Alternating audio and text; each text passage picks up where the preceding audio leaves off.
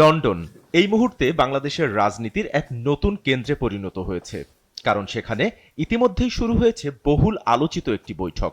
অন্তর্বর্তী সরকারের প্রধান উপদেষ্টা অধ্যাপক মোহাম্মদ ইউনূস এবং বিএনপির ভারপ্রাপ্ত চেয়ারম্যান তারেক রহমানের মধ্যে। সারা দেশের চোখ এখন লন্ডনের দিকে।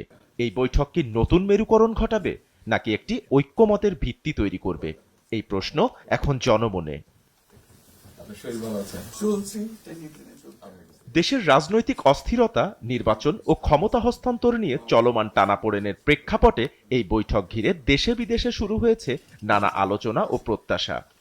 যুক্তরাজ্যের লন্ডনের ডরচেস্টার হোটেলে শুক্রবার স্থানীয় সময় সকাল ৯টায়, বাংলাদেশ সময় বেলা ২টায় যুক্তরাজ্য সফররত অন্তর্বর্তী সরকারের প্রধান উপদেষ্টা ডক্টর মোহাম্মদ ইউনূস ও বিএনপির ভারপ্রাপ্ত চেয়ারম্যান তারেক রহমানের মধ্যে এই বৈঠকটি শুরু হয়।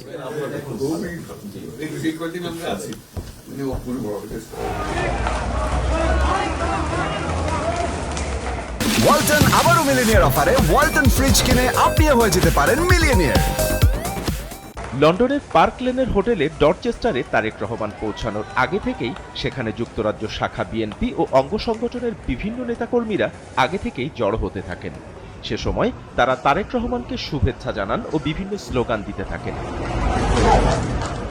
পরে হোটেলের ভেতরে প্রবেশ করলে যুক্তরাজ্যে সফররত অন্তর্বর্তী সরকারের প্রধান উপদেষ্টা ডক্টর মোহাম্মদ ইউনূস স্বাগত জানান বিএনপির ভারপ্রাপ্ত চেয়ারম্যান তারেক রহমানকে। তারা একে অপরের সাথে কুশল বিনিময় করেন। শুরু হয় ঐতিহাসিক সেই বৈঠক।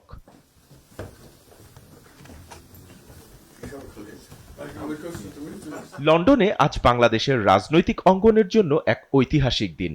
ইউনূস ও তারেকের এই বৈঠক শুধু একটি সৌজন্য সাক্ষাৎ নয়, এটি রাজনৈতিক সংকেত বহন করে। আন্তর্জাতিক পর্যায়েও এর প্রভাব পড়তে পারে। সারা দেশের চোখ এখন লন্ডনের দিকে। এই বৈঠক কি নতুন মেরুকরণ ঘটাবে, নাকি একটি ঐক্যমতের ভিত্তি তৈরি হবে? এই প্রশ্ন এখন জনমনে। আমার এলাকাতে বগুড়াতে বাপ্পি খান, এসএটিভি ডিজিটাল। আমি একদিন ভদ্রলোককে ডাকলাম, ওখানে যে হেড ছিল।